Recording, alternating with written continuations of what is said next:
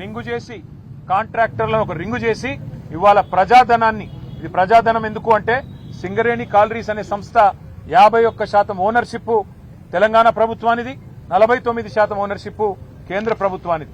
మరి ప్రభుత్వాలది అన్నప్పుడు ప్రజలదే ఈ సొమ్ము మొత్తం, సింగరేణి కార్మికులదే ఈ సొమ్ము మొత్తం. అందుకే సింగరేణి కోల్ బెల్ట్ లో ఉండే మా కార్మిక సోదరులు ఆలోచన చేయాలి.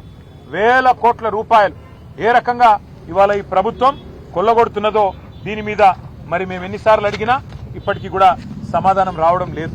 వాస్తవం ఏంటి అంటే అన్నదమ్ములు దోచుకున్న సరిపోవట్లేదంట రేవంత్ రెడ్డి గారికి.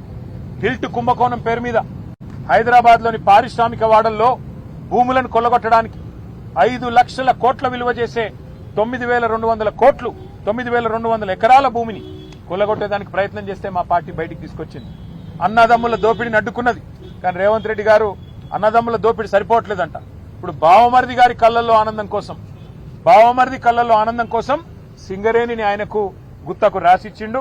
తెలంగాణ కొంగు బంగారంగా భావించే సింగరేణిని కాంగ్రెస్ ముఖ్యమంత్రి రేవంత్ రెడ్డి పట్టపగలే కబిలిస్తా ఉన్నాడు. అందుకే మేము అడిగినాం ఇవాళ గౌరవ గవర్నర్ గారిని, సార్ మీరైనా ఇన్వాల్వ్ కండి, మీరు కిషన్ రెడ్డి గారికి ఆదేశం ఇవ్వండి, సిబిఐకి ఇస్తారా,